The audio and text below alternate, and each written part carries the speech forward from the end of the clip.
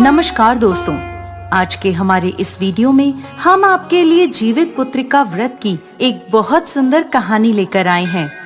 एक समय की बात है, किसी गांव में एक सेठ और सेठानी रहते थे। उनके यहाँ किसी चीज की कोई कमी नहीं थी, परंतु उन्हें एक बहुत बड़ा दुख था कि उनकी शादी के 10 साल बाद भी उन्हें कोई संतान नहीं हुई थी। इस बात से वो दोनों बहुत दुखी रहते थे। कई वैद्यों को दिखाने के बाद और इलाज कराने के बाद सेठानी को एक पुत्र प्राप्त हुआ, परंतु 1 महीने बाद उस बच्चे की मृत्यु हो गई। इस बात से सेठ और सेठानी और ज्यादा दुखी रहने लगे।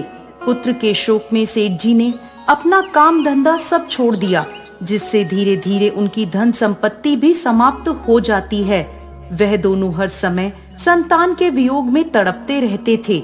समय के साथ उनके पास कुछ भी नहीं बचा। सेठ जी कमाई करने के लिए परदेश चले गए। देखते ही देखते दिन महीने में बदल गए और महीने सालों में बदल गए, परंतु सेठ जी वापस नहीं आए। जो थोड़ा बहुत अनाज घर में बचा था वो भी खत्म हो गया।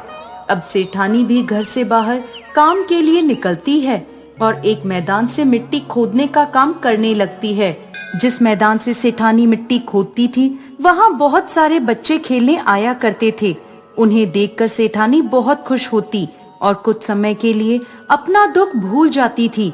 जब वह वापस अपने घर आती तो फिर वह अपने बच्चे के वियोग में तड़पने लगती। अब वह हर रोज काम पर जाती और मैदान में खेलते बच्चों को देखकर खुश होती रहती थी। एक दिन सेठानी जब मैदान में मिट्टी खोदने पहुंची तो देखती है कि वहाँ एक भी बच्चा खेलने के लिए नहीं आया था। यह देख सेठानी को बहुत दुख होता है। उस दिन सेठानी मिट्टी का एक बहुत सुंदर बच्चे का पुतला बनाती है और शाम को काम खत्म कर उस पुतले को लेकर अपने घर आ जाती है। उस पुतले का नाम सेठानी शामू रख लेती है।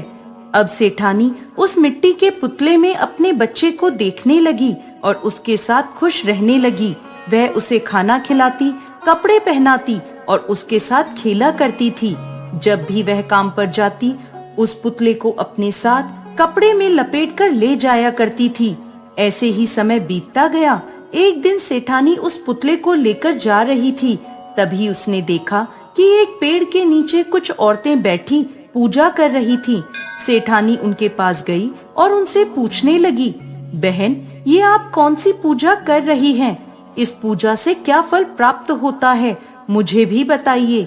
तब वह औरतें बोली, इस व्रत का नाम जीवित पुत्रिका व्रत है। यह व्रत करने से संतान की आयु लंबी होती है।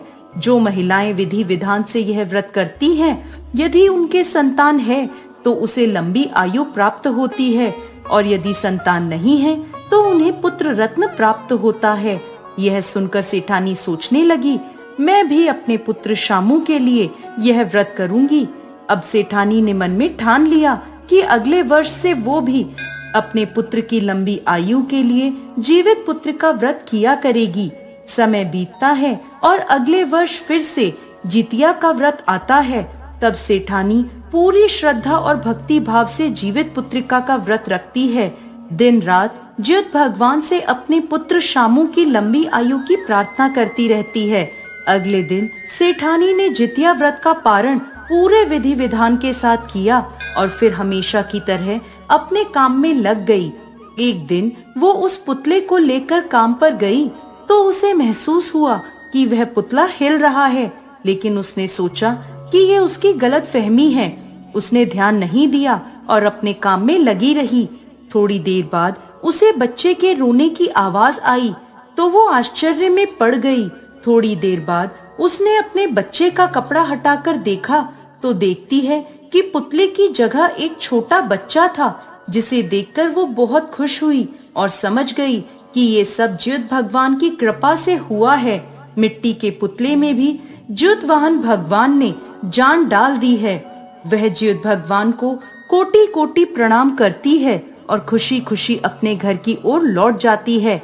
रास्ते में सभी लोगों को बताती है कि ज्योत भगवान की कृपा से मेरा मिट्टी का पुतला पुत्र बन गया है। यह सुनकर सब हंसने लगते हैं और कहते हैं, सेठानी तो लगता है पागल हो गई है। मिट्टी का पुतला भी कभी जीवित हो सकता है? लेकिन मिट्टी के पुतले की जगह बच्चे को देखकर सब समझ गए कि सेठानी पर ज्योत भगवान की कृपा हुई है। उधर सेठ जी जो कमाने के लिए विदेश गए हुए थे, ज्योत भगवान की कृपा से उन्हें भी अपनी पत्नी की याद आई, तो वो भी अपना कमाया सारा धन लेकर अपने घर की ओर चल दिए। रास्ते में चोरों ने उनका सारा धन लूट लिया। अब उनके पास कुछ भी नहीं था, सिर्फ 2 रोटी थी जो उन्होंने रास्ते के लिए बांधी थी।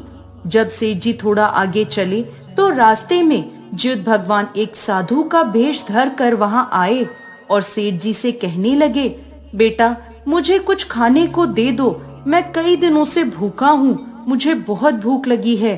सेठ जी ने अपने पास रखी दोनों रोटियां उन साधु को दे दी। साधु ने एक रोटी ले ली और एक वापस बांधकर सेठ जी को दे दी और कहने लगे, ये बचा हुआ खाना तुम अपने साथ ले जाओ और अपने घर जाकर अपनी पत्नी के साथ मिलकर खाना। सेठ जी जब अपने घर आए तो देखते हैं कि उनकी पत्नी एक बच्चे को खिला रही है। बच्चे को देखकर सेठ जी बहुत नाराज हुए। तब सेठानी ने ज्योत भगवान की कृपा की सारी बात सेठ जी को बता दी। यह सुनकर सेठ जी बहुत खुश हुए। फिर सेठ जी ने रास्ते की सारी बात सेठानी को बता दी और कहने लगे, मुझे बहुत भूख लगी है, मेरी पोटली में एक रोटी बची है, वो मुझे ला दो, उसे खाकर मैं थोड़ा आराम कर लूंगा। सेठानी जाकर जैसे ही पोटली खोलती है तो देखती है कि पोटली में बहुत सारे हीरे मोती, सोने चांदी जवाहरात आदि भरे हैं। यह देखकर वो चौंक जाती है और सेठ जी से जाकर कहती है, आप तो कह रहे थे कि आपका सारा धन चोरों ने लूट लिया, लेकिन आपकी पोटली में तो ढेर सारा धन भरा है। तब सेठ जी जाकर उस पोटली को खोलकर देखते हैं तो पोटली सोने चांदी हीरे मोती से भरी थी। यह देखकर सेठ जी सेठानी जी से कहने लगे, यह सब तुम्हारे व्रत का फल है जो तुम्हें पुत्र मिला और इतना सारा धन दौलत मिला। दोनों मिलकर ज्योत भगवान की जय जयकार करने लगते हैं।